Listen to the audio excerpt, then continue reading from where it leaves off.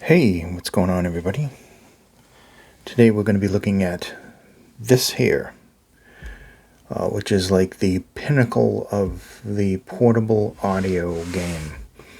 I mean, you just don't really find anything better than this. There's some competitors out there in its field. The Deathoni, Ray,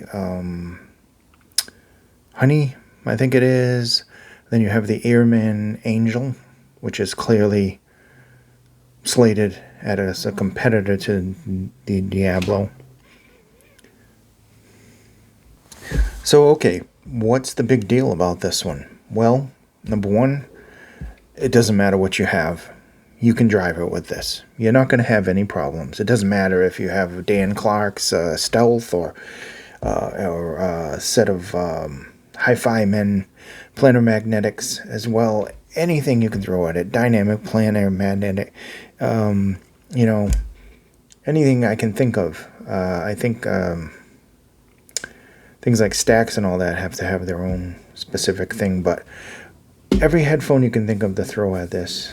And I threw the Yamaha 350 ohms. I have 250 ohms over there, and just a bunch of other various ones. I don't have any like 600 something. I don't have anything like that. So the biggest that I had was 350, and I can tell you this handled it perfectly. Didn't even need to go up to that turbo, is it? So let's just get a look at the unit first. This thing has a nice build, but it isn't overly heavy. I mean, it definitely is far from light. You have your switches right there, and then it's for your IE match, the various outputs that you have. This is the adapter that it comes with, by the way, for full size. It's a nice little streamlined one. Very nice built knob here. Nice attenuation. Has the XMEMS feature. You have Nitro, Turbo, and Normal. So even before, when Turbo was the highest mode, now you have Nitro. You have the addition of Bluetooth, which we'll get into in just a minute. You have your data, and you have your charging. Also have optical and balanced there as well as balanced. Another nice thing is these. I mean, you don't have to use them, but it comes with two different size of these, and they fit in the grooves. You can either have it straightforward like I did, or you can put it right over in here and have it over in this one at like an angle, depending on where you want to put it. You can just put it wherever you want and have it front to back, tilt it up or down, whatever you want. You can even put them on the top if you want to have protectors on the top. So if you put it in a space and you don't want it to get hit, you can put it right in the top like this. So it fits in there as well. So that's a cool feature. I like the two-tone Diablo 2 right there. Build quality on this is exceptional. I don't goes in this way. Put it in from the back. So I have it on this setting right here, which gives it just a little bit off the ground. It does come with a much steeper one right here, which would raise it a lot more. And I did try it that way as well. So it's nice you get these with it.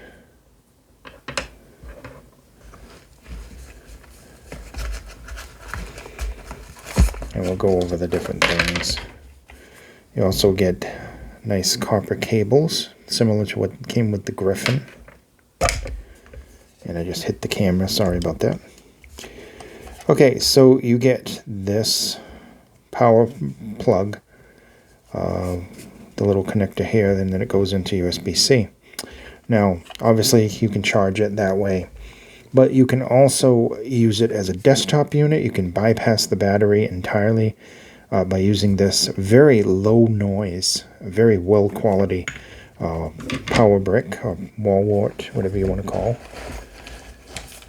You also have an iFi adapter C to regular. And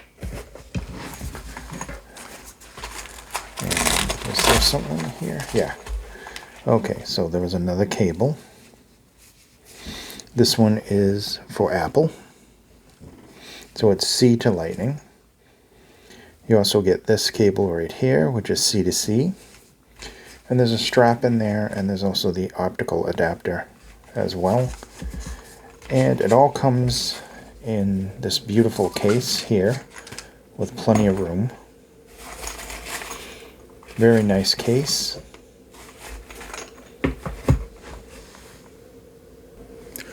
So, okay, let's get into some of the wonderful design cues here.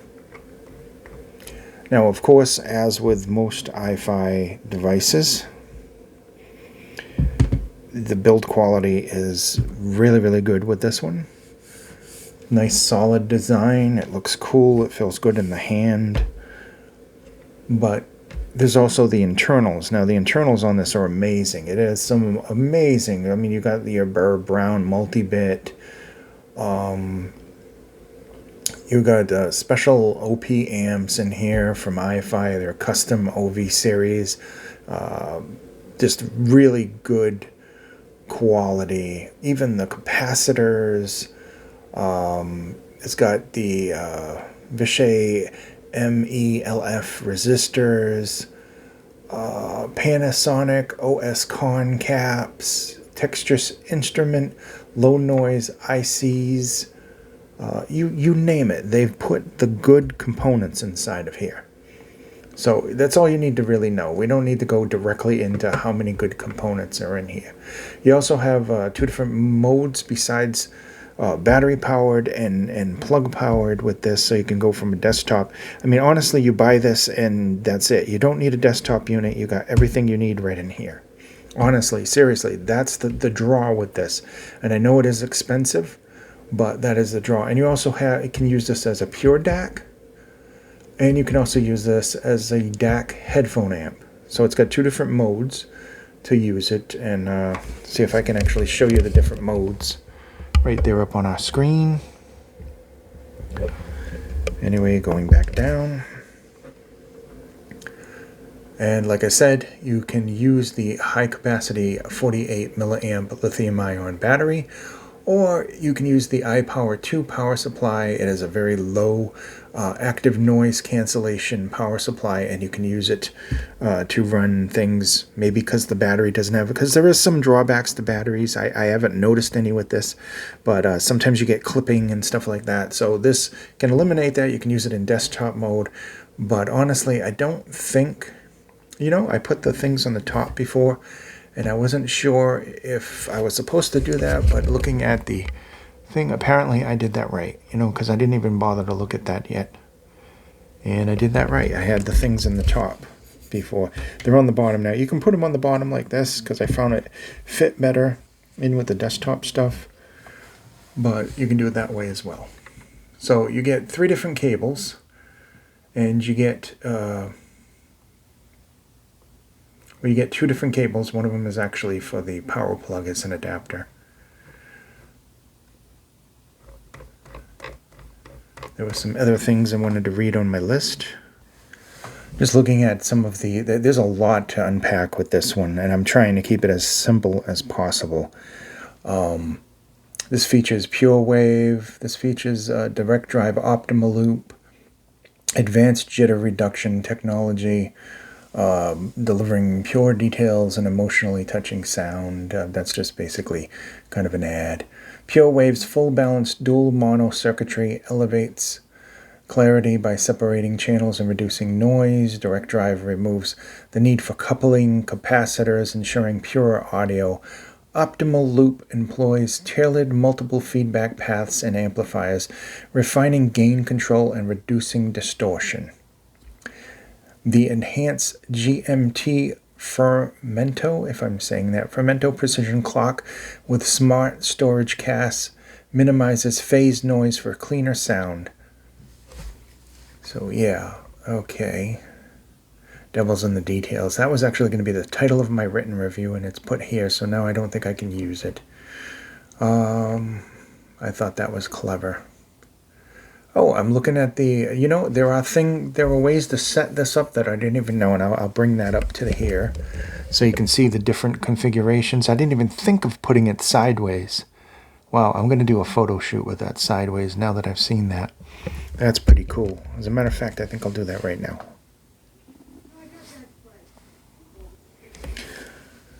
Okay, so this is another one of the configurations that you can have, which would maximize its space, and you have use these as like little guards for it. I think that's cool. I would have never actually even thought of that because I just been too busy listening to this thing. This thing sounds fantastic, by the way.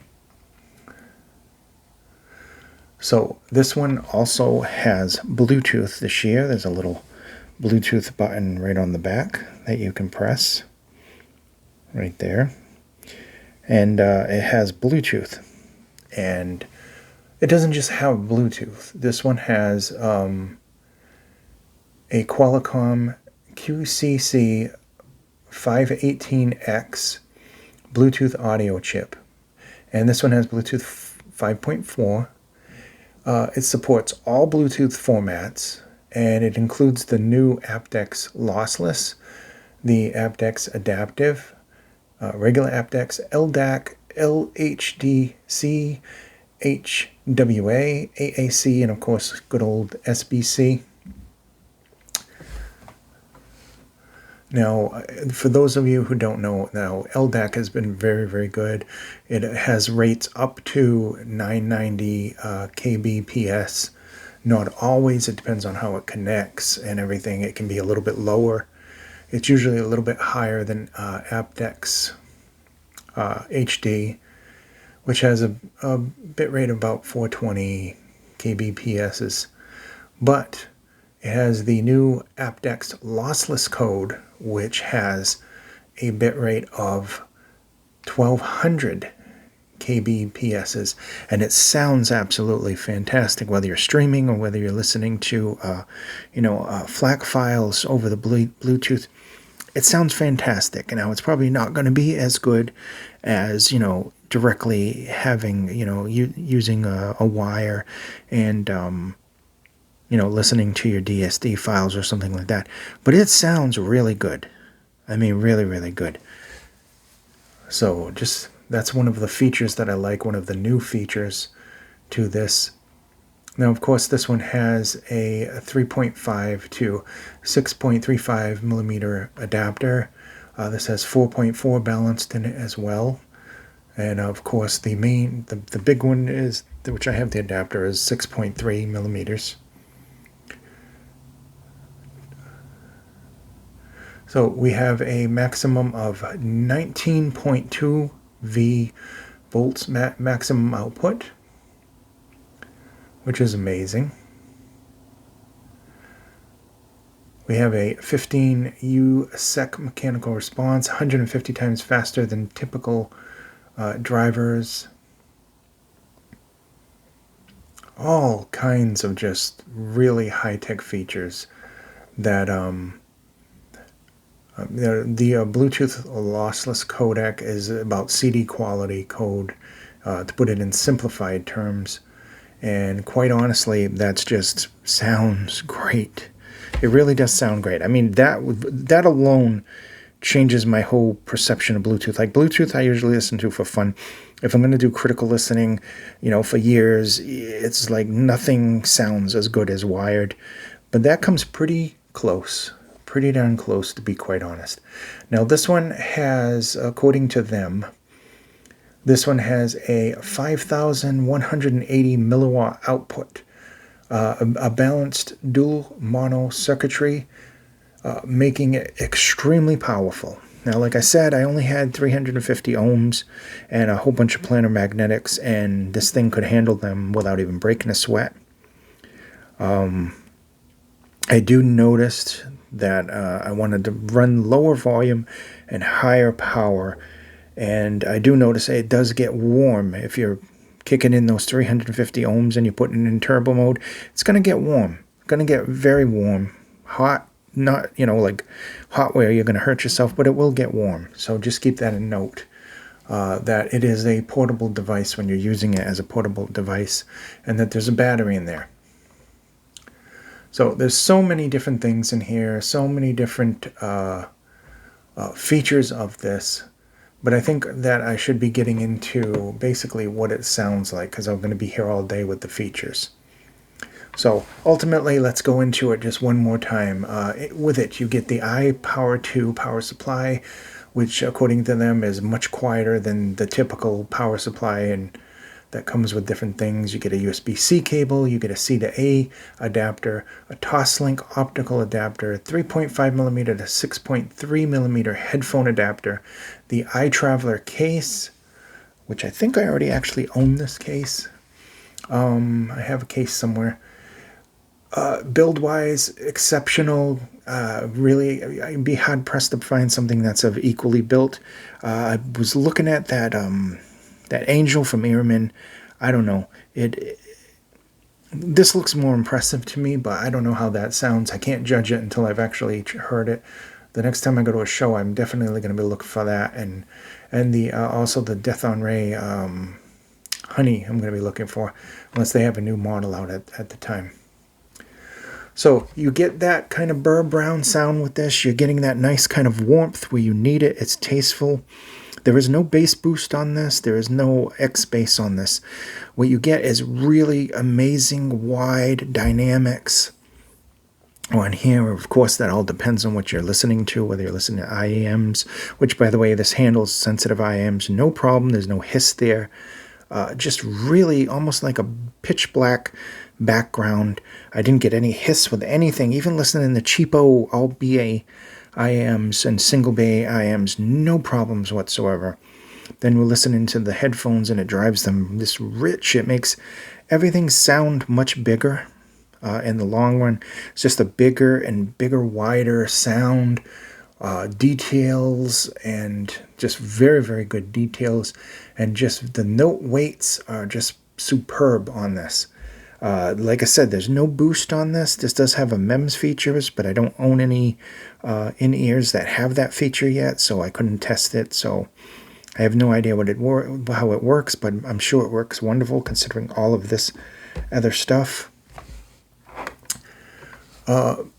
Anyway, the Diablo 2 builds on the other Diablo. It adds better features, better, more upgraded quality components, and just a very rich kind of, I hate to use the word like audiophile sound, but it's just a much more, you can listen to stuff, critical listening with this and pinpoint stuff, and then you still got that warmth that some audiophiles may snub their nose at because it's a Burr Brown chipset, and it just overall sounds really, really good. Wide, spacious sounding, nice, deep, dynamic bass, rich mids, very detailed treble. Nothing is overemphasized on here. It's just pure sound goes in, pure sound comes out. Even with the Bluetooth, just a very, very nice overall performance. And